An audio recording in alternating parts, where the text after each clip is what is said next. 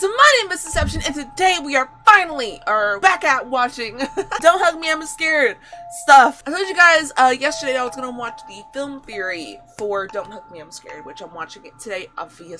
So without further ado, let's get bumping and pumping into stuff that may or may not be true. Ooh. They always do such good, like, high production in a house value. Of dread. Dum dum dum dum. Lessons taught will fill their head. Yep. Dum dum dum. One a duck, the other red. They have a whole like little mystery rhyme going on. Rhyme time. And the last, the yellow guy, is dead. Dead?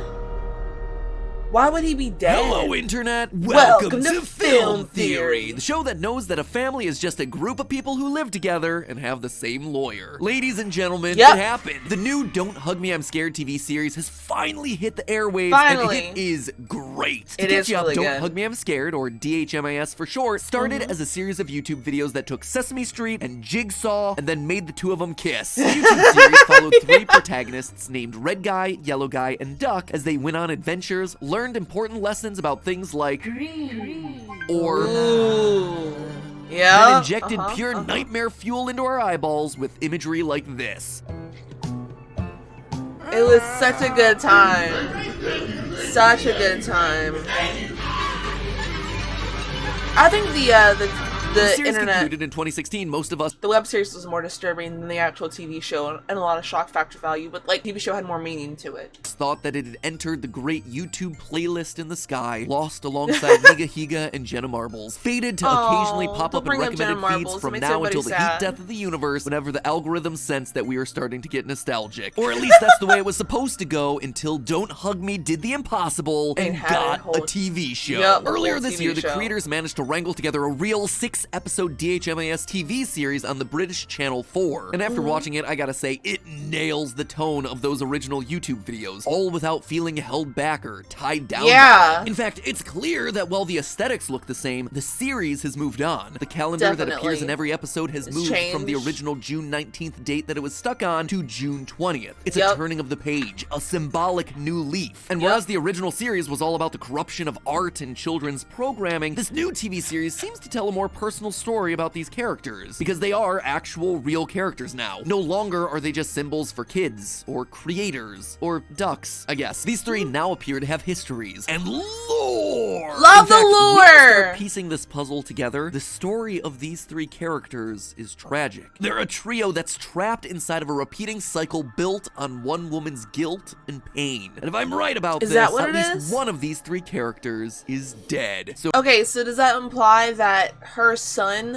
is the yellow guy then, and she hurt him? It's just a theory before we get into the actual episode. I love doing that beforehand. wakey To see what my wakey. thoughts are beforehand versus now. gang, it's theory time, just theory time, you'll see. For the Love first it. 4 episodes Intro. of the show, things proceed normally, or at least as normally as they can for the world Yeah, of yeah. DHMIS. Our Alright. three characters start each day in some mundane way before eventually being joined by the Teacher of the Week, an Yep. anthropomorphized object that's there to share some twisted lessons about topics ranging from jobs to death to electricity. Oh sure, there's some weird bits mixed in there, like Yellow Guy's dad Roy viciously ripping apart a creepy family, or Yep. Duck killing off his own doppelganger, but nothing that out of the ordinary. But then comes episode 5, where we see the reality of the show starting Yes, to fray. it does, In this yeah, episode, our yeah. main characters are confronted by an old living train, basically the Number- nursing like, home episode equivalent 5 is of like my Thomas favorite. the Tank Engine. Thomas the hover-around engine? Anyway, at one point the teacher turns into a car and then promptly dies. So Yep. our heroic trio does the reasonable thing and hops into his rotting carcass to take a road trip. And it works. Not only do they manage to drive past the desiccated remains of their original TV pilot, I'm sorry, that place doesn't exist anymore. What? What happened to it? Just shriveled up, I reckon. they manage to drive so far that they break through what appears to be a simulation. They leave their cartoonish world behind only to end up in a realistic dystopian one. We can't go back. I'm not going back into that house. Guys, there's something out there.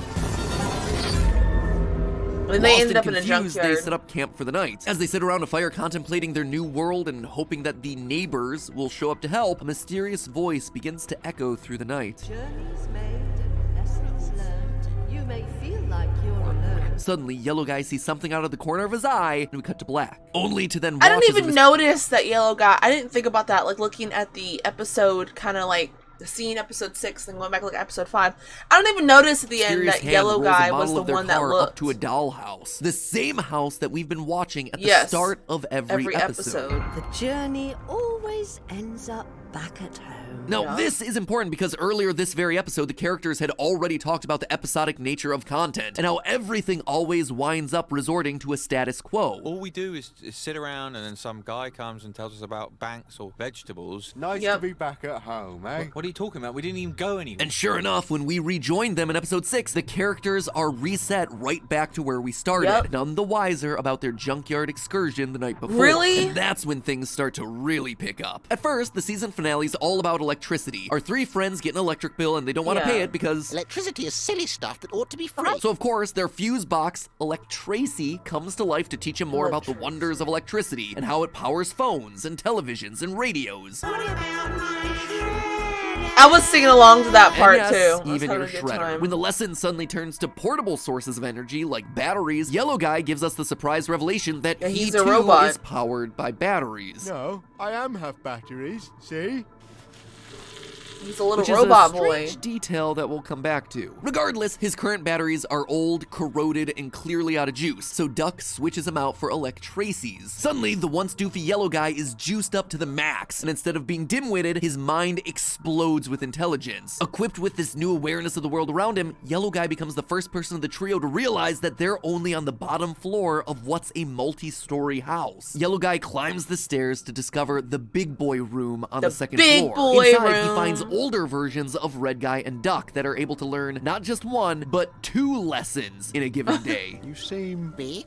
Yeah, we're big boys. Big boys. Big boys. Try and keep up, mate. Unimpressed, he continues up to the 3rd floor, where he finds the more advanced Bigger Boys room, housing even smarter and more futuristic versions of Red Guy and Duck. Eventually, Yep. he's turned off by their heartless and cruel experiments, things like electrocuting an innocent lump of living flesh. So for a Yep. final time, Yellow Guy leaves the room and moves up another flight of steps. Yep, At the yep, top of the yep, house, yep. things are extremely different. She's Here, so Yellow Guy freaky finds a door looking. labeled Leslie, and we immediately get an answer as to what that I means. don't even on see the other label on the freaking door either. Oh my gosh, I'm so like late to everything. side. My name's Leslie. Oh, that's right. Well, she did say her name. To be It's fair. made clear that this is the woman that we heard reciting the rhyme at the end of Yeah. episode 5. It was also her gloved one that- hand that yeah, was resetting doing the the thing. dollhouse back to square one at the end of the last episode. But now the dollhouse is opened, and we can see small figures of the trio inside, recreating the exact events that we're watching play out in this episode. Right. Yellow Guy is obviously full of questions, and I Leslie thought- promises to answer all of them, provided he plays with the dolls. And I thought this was a play on God again, and it couldn't be because they did that before. Obviously, they wouldn't like rehash old concepts. You help me tidy things up around here, and I'll help you. You promise? Promise. She then produces a large leather-bound book covered in a wacky-looking code before sending him back downstairs to To his which he friends. was drawing Right as he's those about symbols to read it, before. Duck and Red Guy rip the batteries out of his chest in order to power the house. Yellow Guy forgets what the book was for in the first place and decides that it's something. Incredible. The season ends as the 3 friends cheer at the destruction of the book, so close to answers, or even an escape, but instead trapped inside their ceaseless prison once more. Making Yep. matters worse, Yellow Guy never realized that there was yet another Another level to the floor, house that he never yes. got to. It's an incredibly sad, surreal ending to the season, which leaves us on this unusual cliffhanger. Can Yellow Guy make the journey up the stairs again? Based No. on the pictures that we see behind him hanging on the wall as he goes up, we know that he's made this journey before. Oh, is that Hopefully what there's those a are second about? season where he's able to do the whole thing again. In the meantime, though, we're left with a lot of questions. The first and foremost being, Who is you? or what is Leslie? Yeah. She's the only human character that we meet throughout all of DHMIS, which in and of itself is odd. Her design is also noteworthy. She's Yeah. a bizarre mix of Yep. puppet and flesh. She's clearly a human, but her coat makes her look like one giant Muppet that's covered in fur, and her face has been stitched and scarred like a creature that's been sewn And together. that was More made me importantly than her uncomfortable. design, though, she acts like the puppeteer for this world. She's Yes. the one that's turning the crank at the start of every episode. She also appears to Yes. be controlling the actions of all the others through her miniature figurines. And when one of the dolls breaks, she has a drawer full of replacements. Oh, sorry. Don't worry. I always make sure that I have plenty of backups. Well, I suspect that I know what's going on here, and it all begins with one key line. As Leslie sends the yellow guy on his way, he asks whether he can stay on the top floor with her. She immediately rejects the idea by shouting, You're not my real son! Such an important line. It's weird, but I think I know where Matt Pat's going. Because he's like a robot, he's an imitation of her real son. I think I get where he's going now. But we'll see. Only joking. At first, this just seems like a random outburst, a combination punchline jump scare to keep us on our feet. But I think that this is actually the key to understanding everything about this new series. Taking Leslie at her word here, Yellow Guy isn't her real son, but he's close. You see, I suspect that Yellow Guy represents Leslie's real son. A real son named David, a son who died. In episode 2, Death, we see the name David etched onto the grave where Death is buried. Yes! Everyone's already made that connection! Later, we see a large group of human mourners show up in the kitchen for David's funeral, where they again mistake Duck for David. We're just friends. Friends of David. It wasn't called David. So, what would make me say that Yellow Guy is David? Well, take a look at what's His stitched shirt, in the Yellow Guy's on overalls. his thing. On the We've front all pocket, kinda, there's the large letter D. And at the foot of Yellow Guy's bed, the There's letter another D D. again. In episode 3, Family, Yellow Guy is even given a special I locket didn't even with the see letter that, D but engraved yes. on it. Over and over again, Yellow Guy and the letter D are connected. D for David. But the connection between the two goes well beyond just a letter. Going back to the Death episode, when our happy trio first show up at the cemetery, the coffin assumes that Yellow Guy is the one who died. Don't tell me. I'm good at this. It's you, isn't it? I didn't even notice that either. It's, like I said before, this show never ever puts something in there for a joke or something. It's always so important for the future of the story or the current story. And throughout the rest of the series, we watch as both flies and worms are attracted to Yellow Guy and no one else. It's almost like he's a dead, decaying body. Plus, there's a strange moment in the intro of episode 5 where Yellow Guy seems to dissociate and remember something about his past. Yep. I'm the one who had a dream where there was stuff like there was another me. He's clearly remembering a dream where he saw another version of himself. He's seeing David. The same thing happens again later that same episode when he looks out the car window. When I look out through it, it looks back in through me. Oh! He's connecting with a past iteration that of himself. freaking freaks David. me out. We're I hate also that. explicitly told that I hate David it. is not Duck's name. Why does it say David? That's his name. What? That's supposed to be your name. We also know that Red Guy isn't dead based on his ID. Don't Yeah. be silly. You don't die for ages. So by process of elimination, if one of these characters is representative of David, it has to be Yellow Guy. This may also explain why Leslie says this to him when he first enters the room. You're one of my favorites. Sounds almost motherly. But this is far from the full story. The tragic twist of the tale is that we know exactly what killed David. He died in a car crash. In episode 5, know when that? Red Guy tells Yellow Guy that they're gonna be part of a community, Yellow Guy fantasizes about living in a new city named Mulhoven. He imagines joining a neighborhood, befriending the people of the town. Yellow Guy then moves into a new home where Red Guy's his neighbor and Duck is his pet. Everything is great until a clergyman offers Yellow Guy a bird as a welcome present. The bird flies away and Yellow Guy gives chase into the street. From there, you can I guess the forgot rest. all Yellow about Guy this. is hit by a car. I suspect that dream Oh. sequence may be more true to life than we initially expect. Listen to the narrator of that little story. Morning.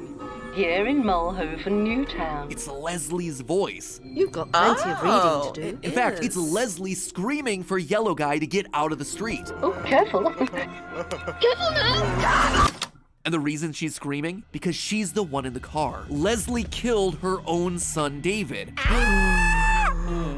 What did you say? Yeah, you heard me. Leslie killed her own son in this accident. Why do I say that? Well, first of all, when we meet Leslie in episode 6, her face is covered in stitches, almost like she went through an awful accident herself. Secondly, take a look at the license plate of the car that the gang drives throughout this episode. It spells Leslie. And most importantly of all, we know that David wasn't the only person in the family involved in a car crash that day. At the end of episode 3, as they're wrapping up what they learned about families, Yellow Guy describes a family as a group And die on the same day in the same style of accident but in different location. Unless his father Roy also died in a car accident that same day, which seems pretty unlikely, I suspect that this line's meant to describe Leslie, who metaphorically died that day. way. And you see, that gets to the core issue here. That's why I think she's created these characters, this dollhouse, this world. It's to escape from that trauma. The sad truth of Don't Hug Me, I'm Scared is that it isn't the story of 3 wacky puppets learning disturbing life lessons. In reality, it's the story of a mother grieving over her dead son, a woman that is stuck in a spiraling cycle of guilt, creating playthings that represent him so she can impart all the lessons that she would have taught him if he had lived. And she has dozens of backups to ensure that she never loses him again. And for as much as Yellow Guy reminds her of her lost son, he can never truly be the real David. You're not my son. Don't Hug Me, I'm Scared. It's a weird name, right? We've never really stopped to question it, have we? It's always just kind of been there. We thought about it DHMIS, before. that's the name, duh. But really think about those words. Don't hug me, I'm scared. It's a reference to someone so damaged, so hurt, that they're afraid of something like a hug. They're scared of affection, of love, of opening themselves up to someone else. That right there, that's Leslie. Afraid to love again because she's afraid of being hurt again. But I suspect that in order to move forward, to get to that final level of the house, that's exactly what needs to happen. A hug. Leslie to forgive herself, and Yellow Guy to give her a hug. Then and only then will both of them be able to transcend, to move past their stagnant lives inside that house and climb to the final level, to finally be free. A But hug? Hey, that's just a theory. Really? A Film theory.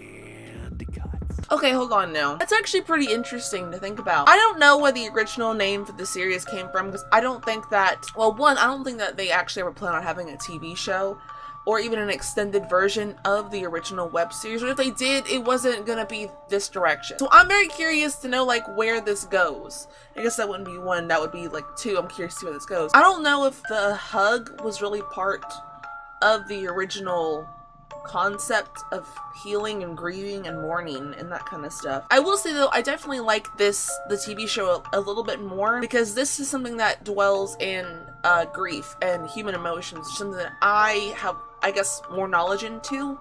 Because the original series, I didn't know anything about like the British broadcasting stuff and all that kind of thing, and I was kind of lost in the sauce. I can get into this a lot more. I think that's why I connect with the TV show more than the web series. Thank you so much for watching. Hope you guys have enjoyed. I did get some more suggestions on other Don't Hug Me, I'm Scared stuff to like theories and stuff to watch, which I'm gonna do, but not tomorrow. Tomorrow I'm gonna start my Happy Tree Friends reaction series. So I hope you guys are ready and prepared for that drama and trauma, because I've only ever seen 1 episode and there's like a lot of episodes. Check out my membership members. Go look at the original film theory video itself and all that good stuff. And that's pretty much all. Bitches. So I'll see you guys next video. Bye!